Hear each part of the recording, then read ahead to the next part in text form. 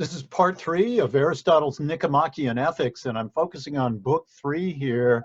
I am especially interested in conditions of moral responsibility, and that's what I'm emphasizing from this text. So moral responsibility is related to one's virtues or vices for Aristotle, and as we saw in book 2, virtues and vices involve both actions and feelings. And actions and feelings can be praiseworthy or blameworthy according to whether they are voluntary or involuntary. So obviously, voluntary actions are things that you might be praised for or you might be blamed for, whereas involuntary ones are not. And there are two factors that might reduce or entirely eliminate blameworthiness or praiseworthiness: holding somebody guilty or saying that someone is worthy of praise, of high accolades for what they've done. And so these things might reduce or eliminate moral responsibility more broadly. And there are two factors that Aristotle talks about. One of those would be force, and we're talking about an external force, external from the agent who's doing the action, and ignorance. Obviously, ignorance would be internal. So let's think about force for a little bit. Aristotle goes through and categorizes force in relationship to a few different things. So force might be related to an external painful cause. So this is when something outside of you is causing you pain, and that's driving the action. Now, sometimes it's still voluntary. So in this case, we're considering those actions that are still voluntary, even though they're caused by an external painful source. And so a captain of a ship might be forced by a storm to jettison the cargo. And in that situation, obviously it's bad to get rid of your cargo, right? So when you arrive at your destination, the responsible people are expecting you to have the cargo. And if you say it's not there because you threw it overboard, you need to have a reason for doing that. And so Aristotle considers the case where a storm might cause you to do that. In order to save the ship and the people on the ship, you jettison the cargo. And in that situation, you might even be praised because you've saved your crew. An external painful cause might be a force, but the action is involuntary due to the intensity of the pain. So Aristotle says this might be the case if somebody is captured and tortured, and then they reveal a national secret due to the intensity of the torture. And they ought to be excused in that situation if the external pain is sufficient enough. So somebody might say, okay, you shouldn't have given up your national secret, you shouldn't have done that. But given that situation that you were in, given that kind of torture for that length of time, it's understandable. So you're not blameworthy for giving up the secret in that situation. Now, another type of force might be an external pleasurable cause. So this would be a good example of this might be a bribe. So somebody in political office is bribed with a large amount of money to give favors to someone, and there the action would be voluntary, and there you would always be blameworthy. We'll return to this in just a moment. So force sometimes is not, there is no external cause that's sufficient for excusing an action. So it doesn't matter how much force there is, you are still rather blameworthy for what you've done, or maybe you're still praiseworthy no matter what the external cause is.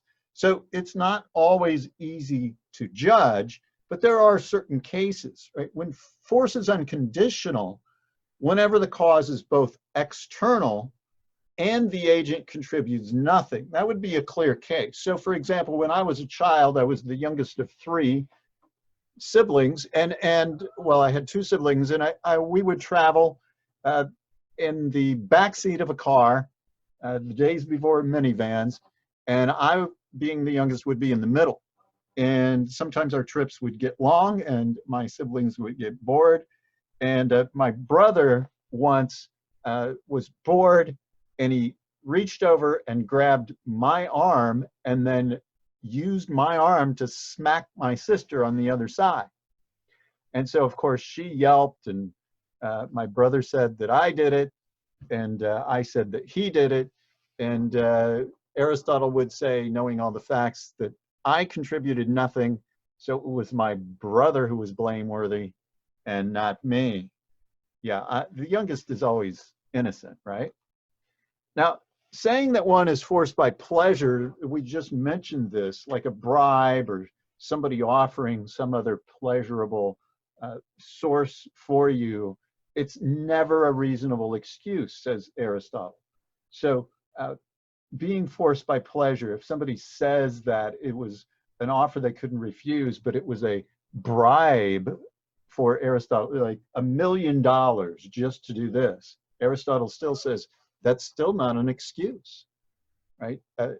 Pleasure is not an excuse for doing something wrong. So that's force. Ignorance is another factor that needs to be taken into consideration when evaluating whether one is morally responsible for what they've done. And ignorance might be related to the classic who, what, and how kind of questions. So who is acting? Could you be ignorant of who is acting when you are the one acting? Aristotle says, no, of course not. No one's ignorant of that. Now, that there might be a counterexample to this, one that wouldn't be possible in Aristotle's day because the environment wouldn't be such that you could do this. But imagine you're in a grocery store, you've filled your cart with some items, including a bag of flour, and you're walking around, you forget something, and you go back to an aisle you've already been in, and then you see the stream of flour on the floor, and you think to yourself, what an idiot, who's leaving that mess? And then you happen to see yourself in the mirror that you are the one leaving this trail of flour. It's been falling out of the bag that's in your cart, and you didn't know that. Yeah, okay, so it's possible. But obviously, in the vast majority, more than 99% of times, you know when you are acting. So that's not going to be something you're ignorant of. What is being done? Now, sometimes this might happen. You do something, but you don't realize the full context of what you've done. So an example for Aristotle was something said that was intended to be kept in confidence, but you didn't know that. So somebody tells you something, they didn't warn you that it was supposed to be kept in confidence. You tell it to somebody else who wasn't supposed to know it yet, and you've revealed this secret. Maybe it's a company secret, or maybe it's a administrative plan to do something that they haven't quite finalized, or something like that. And so you've done it, but you didn't realize that you were revealing a secret or breaking someone's confidence. Something else that you might be ignorant of is what is being affected, what is actually happening, or who is being affected. So an example of this might be you're at a large gathering, a party, or a potluck dinner, and there are certain treats available or desserts and you've had one and you really liked it, and you decide to go back and get another piece of pie or whatever it might have been, and so you're having your second selection there, and you take the last one because you just assume everybody's had an opportunity, when in fact someone hadn't even eaten yet, maybe one of the hosts or someone who was still bringing things out from the kitchen or something like that.